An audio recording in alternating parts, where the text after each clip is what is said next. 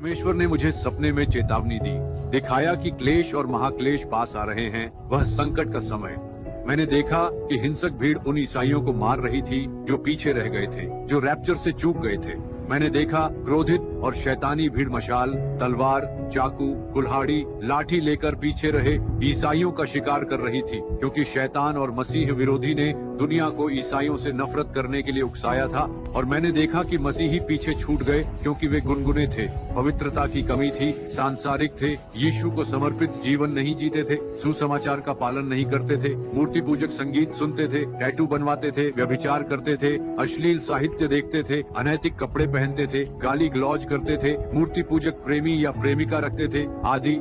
वे प्रभु यीशु को प्रसन्न नहीं करते थे, रोज प्रार्थना और बाइबल पाठ नहीं करते थे, पवित्र आत्मा की पूर्णता नहीं खोजते थे। वे पीछे छूट गए। मैंने देखा कि वे डरे हुए थे, क्रोधित भीड़ से छिप रहे थे जो उन्हें मारना चाहती थी। सपने में मैंने देखा कि युवा और किशोर सबसे ज्यादा मेघारोहण से चूके और क्लेश में फंसे। उन्हें देखकर मुझे बहुत दुख हुआ। मैंने देखा कि भीड़ में से ज्यादातर को मार दिया गया, सिर्फ ईसाई होने के कारण बड़ी हिंसा से। लेकिन कुछ और भी थे। वे जमीन में छेद खोदकर अस्थायी जेल बना रहे थे, जिन्हें जाली से ढक देते थे। मैंने देखा वे गड्ढा खोदकर पीटे हुए व्यक्ति को डालते, फिर सीढ़ी रखकर ढक देते ताकि वह बाहर न निकल सके। वे ईसाइयों को पकड़कर पीटते, बांधते और सीवर में फेंककर ऊपर से पत्थर रख देते थे। मैंने एक 16 साल की लड़की देखी जो मेघारोहण से चूक गई क्योंकि वह विद्रोही थी। हालांकि उसके माता पिता ईसाई थे, लेकिन उसने नहीं माना। उसने राजा यीशु की खुली अवज्ञा में खोया हुआ जीवन जिया। उसने अपने माता पिता की बात नहीं मानी। तुरही बजी और वे उसे पीछे छोड़ गए। इस लड़की को पीटा, अपमानित और बंधा हुआ देखकर मुझे बहुत दुख हुआ।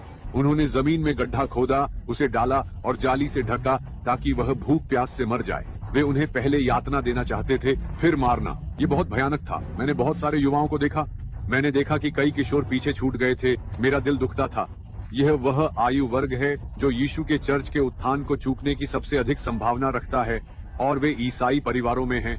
उनके पास सुसमाचार सुलभ है, लेकिन शैतान ने उन्हें धोखा दिया, गुलाम बनाया, फंसाया उनके दोस्तों का इस्तेमाल करके। और यह भयानक है। सपना खत्म हुआ और मुझे लगा कि परमेश्वर मुझसे चाहते हैं कि मैं लोगों को चेतावनी दूं कि क्लेश और महाक्लेश, मसीह विरोधी के साम्राज्य का वह 7 साल का समय जो चर्च के उत्थान के तुरंत बाद आएगा, वह शुरू होने वाला है।